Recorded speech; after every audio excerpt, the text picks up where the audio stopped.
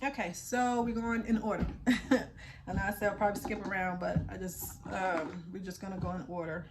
So the next item lesson basically is on your sewing kit. So I'm gonna pan down so you can see what I feel your essentials would be. Okay. Let's see. I'm gonna try to hold it up as much as possible.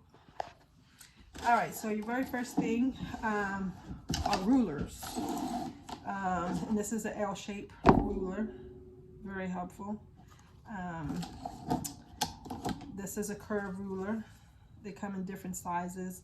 It's good just for curves. It could be for your waistline. It could be for your armholes. And this is when we're basically doing drafting.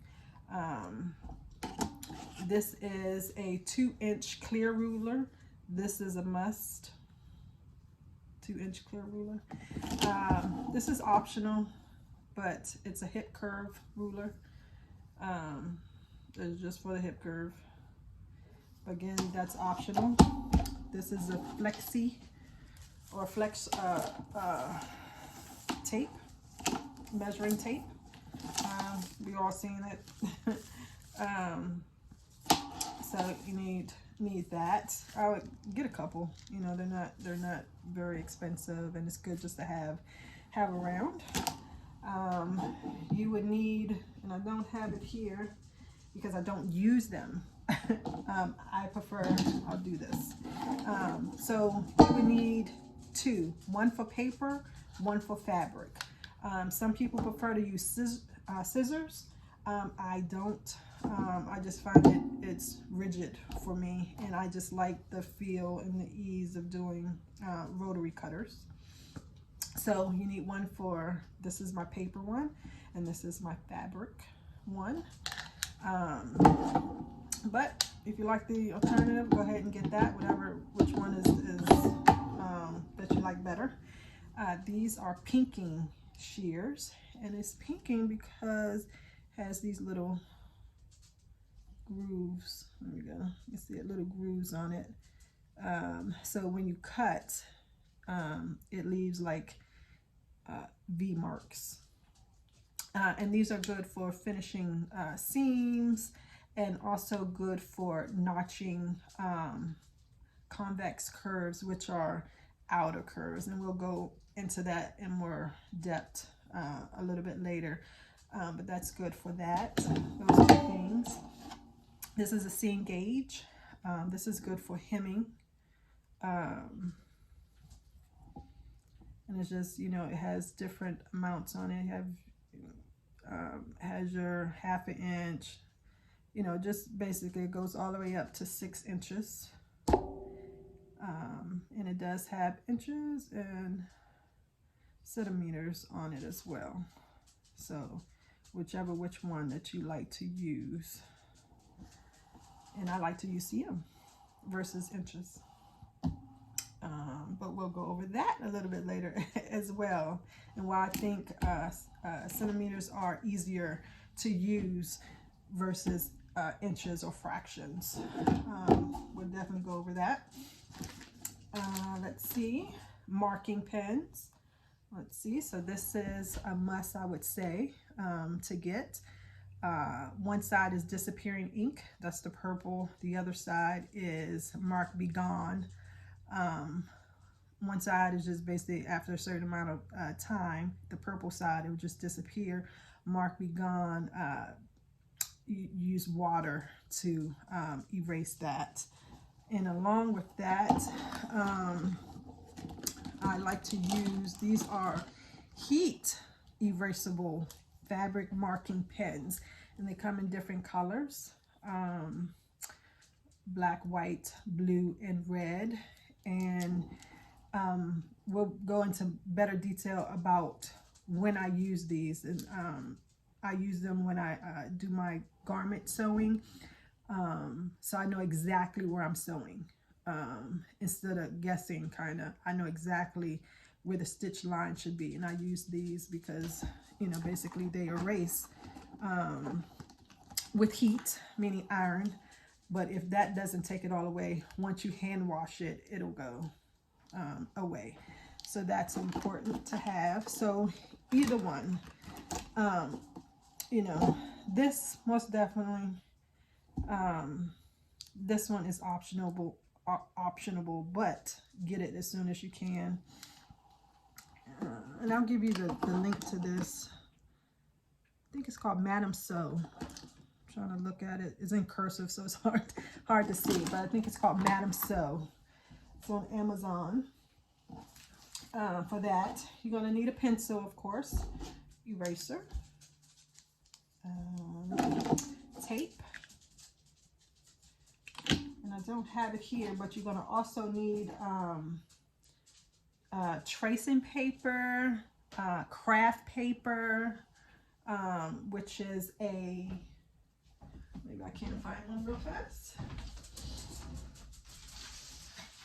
Craft paper is like this brown paper. You can find it in any arts and crafts store. Even Dollar Tree has it in Rose. And you're gonna also need tracing paper, which is kind of like your clear paper.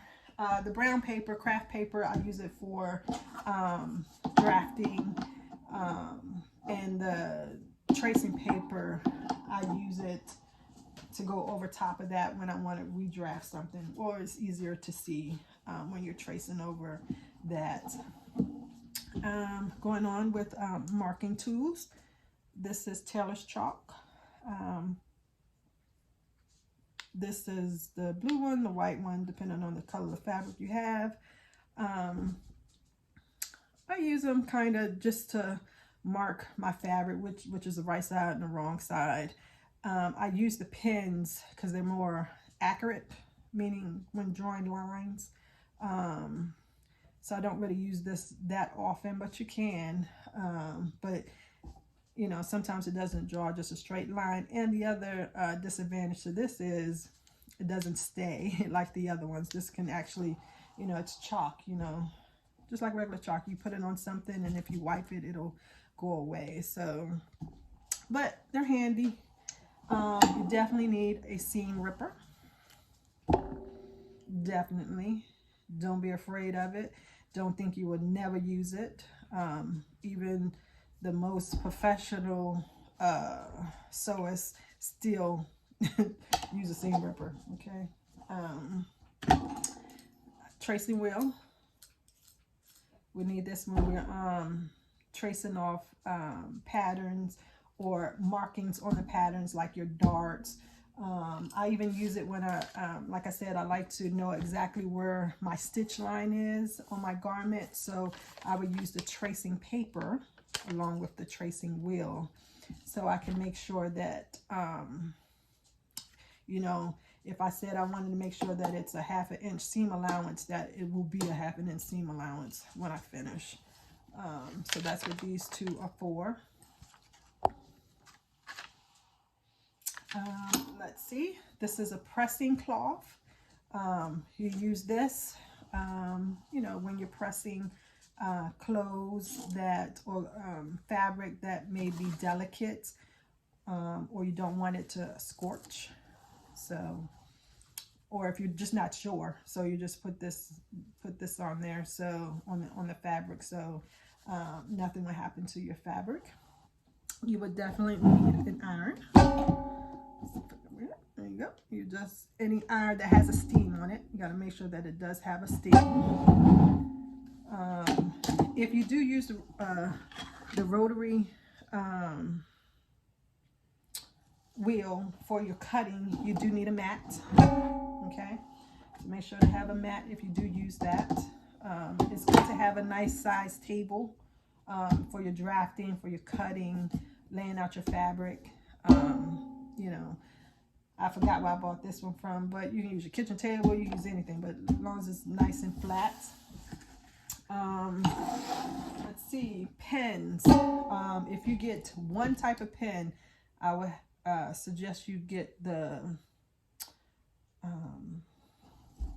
it's the ball, but it's the heat resistant ballpoint pens. And you want the ones that can pierce delicate fabric, okay? And usually if it's the ball, if you just look for ballpoint, that usually will work. They also have flatheads, but I find myself not using the flatheads as much because the ballpoint ones goes through both my woven fabric, and if you don't know what that is, we will discuss that a little bit later, and my knits just fine. So I tend to use the ballpoint ones. Oh, glass, there we go, glass. The glass ballpoints, because it's heat resistant, so you can actually iron over it. But I think you're gonna mess up your iron. And then you need a holder. Some people use the tomato, where you can you know, stick your pins into. I did have that one for the longest time, but then I just got this you know, ones that it just, you know, just sticks onto magnetic one. It's just easy, just, you know, when after I'm sewing, even if I'm not directly on it, it'll just pop on there, you know, without me worrying about it falling on the floor, on the ground. Let's see, you need snippers or little scissors. And I use this is next to my sewing machine.